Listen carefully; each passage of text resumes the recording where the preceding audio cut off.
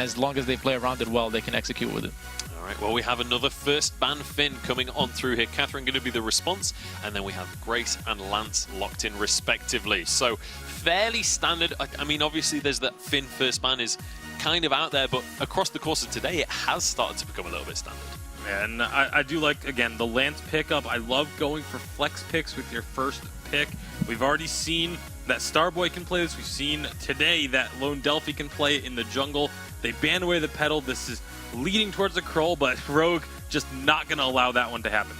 No, certainly not. So we are going to continue with the draft. We'll be able to bring that up for you guys. But once again, we see that classic. You ban Petal, we have to ban Kroll immediately. It was actually Rogue the same. It's the same strategy as first game where they ban Petal and want to get the Kroll, but Nova this time takes it away, but it lets the Black Feather through. And this Black Feather can either be weapon power or CP and can be lane or jungle. And I really love that Rogue did this. By baiting out the Kroll ban, like I said, it allows the Black Feather through. That basically takes away the Celeste pick for the side of Nova, which is what they ran in game number 1. Obviously, they can still go with the Idris Grace. We've covered this so many times over the last season or so of how strong this duo is. You can have that ability to dive in, use the mobility of the Idris to its full potential because you'll have those heals coming out from the Grace. Absolutely. Now Nova looking to round out this composition. They need to be careful not to go for full melee composition because we've seen things like the Rhyme coming in across the course of today and just doing terrifying things. They don't have too many weapon power jungle options. If that's going to be a CP lane Idris, realistically the only thing left is Glaive because Skrull is already banned, Black Feather's taken away, unless they break out maybe Alpha. Here's the thing, the new item that gives you energy when you auto attack works actually great with Alpha because it synergizes with her heroic perk, allows you to come back faster when you're rebooting. I think it's a character that's being overlooked. If people look at it more, they might pick it, but it's Glaive, like I said. It's going to be Glaive locked on in, and there's the Rhyme that we were just talking about. So, heavy melee on both sides of the board here. This could be a very messy game coming to your screens. Yeah, it's not quite the triple melee because the Idris is going to go to Crystal Power, which gives him that range, but still a very short attack range. So the Rhyme is a smart pickup here into this composition, but we'll see if they can go into that mid game with a lead. That's the thing that is crucial for Rogue. They need to have an advantage going into the mid game because if they are behind and the CP Idris starts to come online, it's going to be game over. Yeah, let's talk about that early game aggression once again, Zoro. Where do you think, which team is going to be on the accelerator here? I think it's going to, there aren't any characters that can apply it in lane. CP Idris and Black Feather both need to scale. It's not your Sky weapon power or your Jewel, so it's going to have to be the Glaive with the Afterburns. All right, we'll see if that's going to be able to happen. Let's head on into game 3. Let us know who you are supporting. Hashtag Vainglory on Twitter. It's Rogue going against Nova. Game 3 is underway. Excoundrel and Humanist, please take it away. Well, that's right. We do have Game 3 between Nova and Rogue. These teams have been putting on a show thus far. And as our analysts broke it down, things could get quite messy, Excoundrel, with all this melee here on this map. What are your thoughts? Well, we talk about how Rhyme is good into melee heroes, obviously like Glaive. We've seen TSM demonstrate that in their own right, good against Starboy's Grace. But Grace is pretty good into triple melee herself. She has that Holy Nova, which is more likely to hit targets that are grouped up in one location, which a triple melee composition usually is likely to be. And you do have the ability for Truth to be, super mobile on this CP Idris. He's likely going to be able to kite very easily. And I think that's one of the, again, this is a composition that is now very much reliant on Truth's ability to scale up and have the late game carry damage output that we know that he can have on this particular pick. Rogue are not looking to be scared in the early game, though, as they're trying to cut off that easy route back into the lane for Truth. Yeah, these guys playing games early here. Rogue not really going to catch anybody out where they can follow up with a kill, but they do have control over the middle area of the map. Truth's going to walk forward, pawns there. He's able to get the chilling winds. Truth taking a whole bunch of damage. Shroud steps his way out of there. They turn it onto Hammy. Hammy should be able to reposition. Afterburn over the top from Delphi signals that Delphi's going to get himself out of here, porting back. Rogue will able to get the Eldritch Treant on the spawn, so they're a good job from them.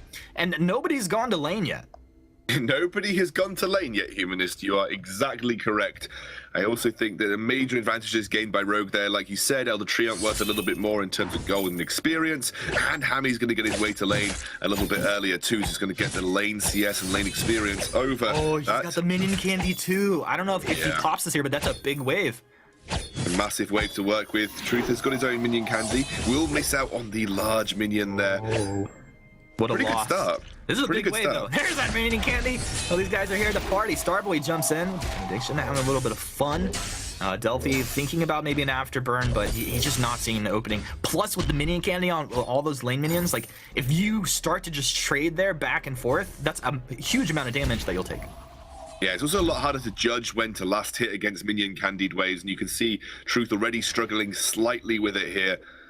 You know, they have that little bit extra HP, meaning the turret does a little bit less to them, and means it also messes up the general pattern of actually last hitting it, especially in the early game. You know, the general pattern is, you know, one hit on a ranged minion from the turret, then you last hit it. Two hits on the, or 2 to 3 hits on the large minions, and then you end up last hitting it. With the minion candy, it really messes that pattern up and makes it a little bit more difficult, especially when you've really not picked up much early weapon power because you've only got that book of eulogies, making it a lot harder for Truth to actually land those last hits. You can see he's 12 to 22 right now, so falling behind ever so slightly. Yeah, he's definitely falling behind. Also, you know, we have Delphi who's just ticked over to level 4. Oh my god, it's hard to get that one out. But Pawn has a serious level advantage. He's taken the Elder Treant twice. So he's going to get to that level 6 quite a bit quicker. And we can see that Valkyrie come out and play a huge part in these fights, especially if people clump up. Chill Winds is there. Delphi able to afterburn his way out. But you can see that damage is actually pretty significant coming out of the Rhyme. Yeah, I mean, if Rhyme can get in range, Rhyme does huge base damage. That's one of the things that Rhyme is very good at. He's got massive base damage on his abilities and, you know, fairly limited scalings. Nice dodge by Truth there to stop himself getting impaled up. But it's all about Rhyme getting into range, which is why you see a lot of Rhymes go for early tier 3 boots over that of what you'd see most on most carries, just because they need that extra movement speed and the ability to reset that movement speed in a fight to be able to stay on top of their target, especially something that's as slippery as a CP Idris as Truth overextends. Yeah, a lot of damage here. Gethian wall back. Truth just hit the chakrams flying, but you don't really have too much damage coming out. He's able to get the healing flask off, so this does mean that he should be able to stay in the lane here. Yeah, and Hammy didn't have his feint up. He used it to actually close the gap immediately onto Truth there. He didn't have that execute potential. Had he had it up, he might have tried to look for an execute onto Truth, who gets rooted again. There. Valkyrie not going to connect Pawn. Wishes he could have that one back. Starboy with the double. Holy Nova. Holy Nova. He's going to throw that fountain out, keeping his teammate in fighting shape and canceling off any aggression coming out of Rogue here. Rogue drop as 3 down to the shop. It'll be the fountain finally coming out for Evil here. So these guys do have a bit of an advantage there now. I don't know if anyone's played against Weapon Power Blackfeather right now, but he's in a really good spot, especially with the rise of Scarf and Celeste. Weapon Power Blackfeather thrives in those situations. It's not quite as easy for a Weapon Power Blackfeather to function against the CP Idris. Idris has got, you know, mobility in his kit. He's got his ultimate to dodge out, you know, your feint or whatever else you want to throw at him. So he has got a bit more self-peel and self-protection than the likes of Celeste or Scarf, but still not an awful pick into him. You can still stick to CP Idris fairly easily as Hammy. I'm wondering where Truth is going to go. Is he going to be a bit more Cavalifar-like and go for the Frostburn, or is he going to stick up and go for that Shattered Glass for the straight-up burst damage? I personally, Humanist, I know it might be a little bit against the grain, but I do personally think Frostburn... I think Frostburn will be better, just in this situation. I'd agree with you, actually. And this, I think it would make sense. I think it would make sense to have some Frostburn here, though. It doesn't matter, though, if Hammy's able to get on target and blow you up, though. Truth, he's just biding his time. Please let me into late game. I want my items. As he's thinking this, it's going to be a Shatterglass coming out for Pawn. So, very nice item spike there for him. They've actually rotated to the back camps, and, you know, Rogue are now looking for an opportunity to push heavily onto this first tier turret here. They know that Starboy is the only one protecting, which gives them the indication that the carries are away. But Dude, Pawn has more last hits than Truth right now. Damn. That's impressive. Damn. Yeah. I mean, if you've got a jungler that's out CSing your laner, that is certainly quite impressive. I think that speaks more to the volume of how much Pon has done here. Afterburn, but into the impel. Lone Delphi, you put yourself in a bad place. Get the wall. Delphi chopped down first blood. It's a disaster for Nova. Starboy couldn't do anything. He's going to catch him with the Holy Nova there. Truth able to dodge out any damage, and my goodness, Nova suddenly in a bad position.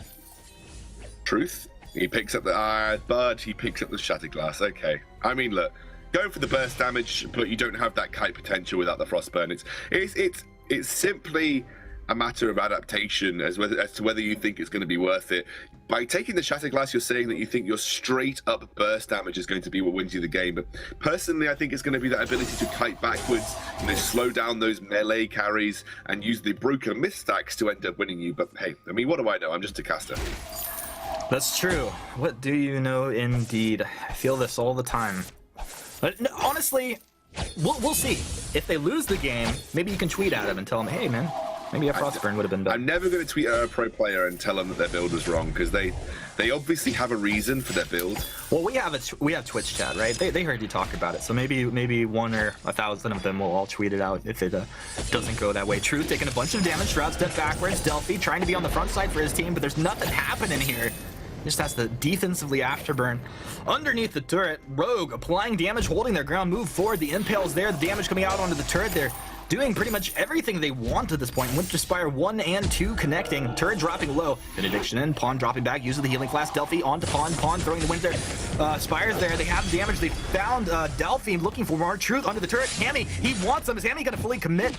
And Chakram just flying back and forth. Truth doing a good job to swing that one around through these fights. But this is going to be Rogue taking the turret. I don't think anybody dies off the back of this. If anyone, it's going to be Truth. Truth hanging around this dangerous place to be, my friend. Starboy forced back, doesn't have a fountain. Pawn will show mercy as he lets him go. This is Rogue up 2-0. Truth made a move there that made me feel like he could be lagging Humanist. He kind of walked directly into the enemy team and then had to burn everything to escape. So maybe there is some small connection problems going on for Truth. That's again. What I do when I'm losing too. Yeah, same. Again, I'm going to reel off the line. Players are responsible for their own connections. So, if Truth is having issues, then obviously, hope he gets them fixed quickly. But it did feel like that maybe he was having some lag issues there, which might explain why it's not been quite pinpoint precision that we know from Truth. The Celeste game was beautiful, but maybe things have sort of spiraled a bit since then. But a Rogue off to a very good start, again taking a turret. Now they can look to prioritize things like that gold miner, which is fully stacked. They've hit some pretty big item spikes.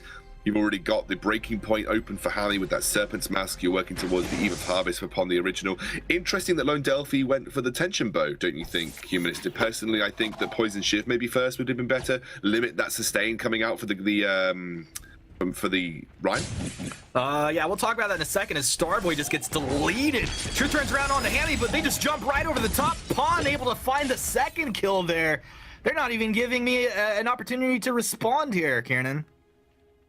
Well, that's a gold miner. If you wasn't going to get gold miner before this, it was definitely a gold miner now. And Lone Delphi trying to hold this wave out. I'm wondering whether the Tension Bow Sorrowblade build that's going to come out from him, they are specifically to just looking to combine with that Shatterglass burst from the Idris. I'm wondering if that's going to be the case here, Humanist, because otherwise, my personal opinion would have been going for the Poison Shiv, try and limit some of the healing from the Glaive, and you kite backwards against him with the Idris. But it looks like with the particular build paths that we're seeing open up here, this is all about landing one particular combo. Maybe that's the Holy Nova into the Chakram, obviously the burst damage coming out from Glaive with the Afterburn and the Twisted Stroke as well. So imagine, just based on the builds, you think they're looking for a burst-orientated composition coming out from the Nova guys here. Yeah, I think that makes sense. And also, they're like, well, okay, we could go Poison Shiv, kind of disrupt your ability to sustain, but we've got the Grace, right? This is an Echo Grace. If they go into fight with Fountain, that's massive sustain for them. They should be all right in that department, but they're gonna just have to execute cleanly and as a team. I feel like they've been hesitant this whole game, and it does kind of feel like sometimes it's just one at a time, two at a time, and they're not really all cleanly engaging here. But they definitely have an opportunity. I mean, they're 4.5k net worth behind at this point. Rogue does have pretty strong advantage, but with one clean engagement, I mean, the Idris getting to the point now where he can definitely apply that damage and remain elusive. Yeah, I think the thing is for Nova, it's all about that scaling up potential at this point in time. Nice Impale, but really can't capitalize on it here for Rogue, and they will just end up backing up once more. Going to start to clear out more of this jungle, limit that gold income. Lone Delphi really keen to afterburn over a wall into a Rhyme. Always feel like you should be saving that afterburn to escape these kind of scenarios, but he's pretty keen to get hold of his own jungle where he can. Oh man, Truth, the Chakram out. Pawn just tanks it up.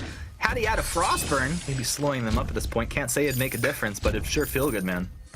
Sure feels good to slow those melee heroes down, but yeah, I mean, I don't know how much of a difference it would make realistically at this point. I don't know how much the way up between the Shatterglass and the Frostbone is actually going to affect the position that Nova are in. They're 4k gold behind. They are really struggling in these teamfights. Nova. Oh, they find a stun as well. Truth, a whole bunch of damage. Divine Intervention comes out. One heal is going to be enough to found the Shimmer Strike. It actually didn't catch him because of that Shimmer Strike. They are under deep under this turret. A nice Holy Nova connects onto Starboy, the front line for his team, but Hammy gets him with the on point. They're going to take the turret as well. Pawn. No, he does go down. Starboy finding a kill for his team. Starboy, just sell all your items and go offensive. They need you. They need the damage now. Truth. He's got the basic attacks. Hammy lands the on point. He'll get out of there with a feint of heart. And Hammy, another on point. Heat-seeking on points. Hammy. He's on fire, man. Absolutely. Level 8. Really long range on those as well, kind of equaling the range of that chakra. Let's give credit where credit is due, Humanist. Obviously, this is the point where Rogue is ahead, so they can afford to play like they're ahead. But Starboy, man, he's playing a pretty sick Grace right now. These Holy Novas have been multi-man Holy Novas every time. They've been life-saving. They've been setting up. You know, it had Truth, which we imagine he's having some connection problems right now. Had Truth been on perfect precision mode, Starboy's setting things up so nicely for his team. Just it's the failure to capitalize that's hurting Nova right now. Starboy's a god, you know? Like, what more is there to say? You know, Fuji tried to put a little curse upon the Starboy with some Twitter drama, but Starboy was not having any of that. Look at the double stun on the Truth. Truth, you can't get out of here. He's rooted up. Truth destroyed. I don't even know if he could have done anything. Lone Delphi left for that double kill for him. You will. And this is going to be Starboy stunned up down by the Crystal Sentry, trying to protect Starboy. Holy Nova lands onto 2. Rogue are on the chase. Now cue up the Benny Hill theme song here. Well, it's not even needed. No, I thought Starboy could buy a little more time than that. Holds on to the fountain. He'll have Echo ready to go. But this is Nova just getting picked apart, and it's kind of surprising. I mean, if you really look back to their performance at the championship. Yeah, I mean, look, we saw the same with the Tribe lining gay up as well, because I don't know what that sentence was. We saw the same with the Tribe lineup as well, because they obviously performed really well at live championships, and we saw Nova have the same instance. I mean, look, the first game from Nova was brilliant, Humanist. Just something has triggered, and, you know, you can't help but feel that Truth isn't playing optimally right now, which is leading me to believe, based on some of his actions, that, again, like we've talked about, maybe some issues going on with connection right now. But, you know, like I said, that can't be helped, and Rogue don't, you know, they're not there to pay mercy for internet problems. They're there to win the game, and looks like that's what they're trying to do. Yeah, I mean, honestly, this is not to like take anything away from Rogue with my last comment. I think Rogue is a team, the way they're playing right here, right now, they probably could have done pretty well at the championship themselves. So I mean, I think they're full of talented players in the Rogue lineup. And Evol was, when there was talk about TSM replacing their captain, Evol was the hype. You know, Evol was saying, oh, Evol could be the new TSM captain. So, you know, people really saw Evol as that kind of level of captain. Pon, the original, has been around the Vainglory scene for a very long time, a super respected king, godfather of the jungle, if you will. And I've got to say, Hammy's been a really nice addition to the lineup. Impale on a Starboy, Hammy onto Truth. Hammy, Rose defense over the top. Truth's getting good damage this time. Chakra, the Shimmer Strike coming out. Truth doesn't get the Divine Intervention. Valkyrie over the top. Truth taken out, though. Evil takes that kill. He gets a nice guillotine wall. Starboy with the Holy Nova buying a bit of time. Pawn with the Winter Spires, the Delphi. After burns his way out of there, they'll trade 1 for 1. About the best fight that Nova's had all game. You took the words right out of my mouth there, Humanist. A 1-for-1 trade is probably more than they could have hoped for in that situation. It was dumping. I'm not even going to finish that because I was about to mess. Sorry, it's getting late in the UK now. I can't actually say the word ducking, dipping, diving, and dodging. I'm going to say it slowly, Excalibur. Yeah. They just did a lot of dodging that fight, and in Truth specifically, really good use of the ultimate to stop Hammy finding the execute with the feint. It's something that you can do against the weapon power Blackfeather. You can really prevent his ability to execute you by using that ultimate to back off and, you know, close a little bit more distance. And he's got to really impress with the way that they played that fight there. Goodness me, I'm struggling to talk right now, Humanist. Goodness me. I mean, if I had to speak British English as well, I think I'd probably struggle with it. Nice me. You're doing quite well, old chap. at this point. Good fight, Rogue good fight. having their way. Yeah, Evil's gonna miss on the impale. Benediction from Starboy. They're on to Truth. Truth, you gotta avoid the damage here, bud. You're getting chopped down. Truth, gets the Holy Nova. Shimmer Strike Vainglory time. He's over the wall. Truth, good positioning, but Hammy takes him down. Hammy, the heat-seeking missile on the Truth. A double kill, ramping up 20 breaking point stacks. The triple, the ace coming through, and ladies and gentlemen, Rogue just absolutely having their way with Nova. Oh, Hammy played that so perfectly, knew the moves that Truth was going to make before Truth even made them. Held on to that final Rose offensive to get himself over the wall. He knew that that was the only location and Idris would jump to try and get himself out of danger. Followed him up immediately and looked for that executor. Well, to be honest, once Truth is dead, just given the way that Lone Delphi has built, once Truth is dead, especially in these longer fights where the breaking point does stack up for Hammy, that's it. That's done for the Nova composition. Glaive's just not going to compete on anywhere close to the level that Pon and Hammy are putting out in terms of damage output. I love Hammy's build, like absolutely across the board. The Journey Boots, the Shiver Steel, he's got the Shiver Steel's Atlas. so good. Huh? Shiver Steel's so good, dude. No, I was just agreeing with you. So good. Hammy, actually, he's like, you know what? The boots, I didn't like those so much. I'm gonna get something else here. What's he going for? War Treads. He didn't like the Journey Boots. He wanted the War Treads. Team, it's time to end the game. Facilitating Rhyme, obviously, helps Rhyme get into position to help execute onto that CP Idris as well. So, the Shiver Steel received a buff fairly recently, and that allows him to stick to Truth even more so. So, again, love this build from Hammy. It's working out so well, and it's just almost untouchable in these fights. Love, love, love. Chakram coming through, connecting onto 2, but it's really not that threatening. Truth should be having a lot more damage at this point in the game. 18 minutes and Afterburn from Delphi back. Here's an opportunity. Blast Shimmer comes through. Truth, you got to dance around. He's got to get back. He gets one Divine Intervention off. Shimmer strikes back to the other side. Evil and Pawn are in super deep. The crack is still on the Vein Crystal Turret. They've lost Truth. This is Starboy stunned up. Delphi, what can you do? Delphi able to find one. It's Delphi against Hammy, Evil, and a half-health Kraken at this point. Delphi become the god. Ace. He cannot do it. An ace for Rogue as they take Nova down here. And the opener for their autumn season, Rogue, a very phenomenal performance. Yeah, absolutely storms into the VG8. Rogue looking fantastic here as they take their first series win, the first weekend. What an opener for them. Hammy played perfectly, kept his toes about him, always followed Truth's movements, and again, just really capitalizing that mid-game. Nice play from Rogue. Nice plays from Rogue indeed. Incredible stuff. Well, to go ahead and break that game and the series down, we'll go ahead and throw it over to the analyst desk.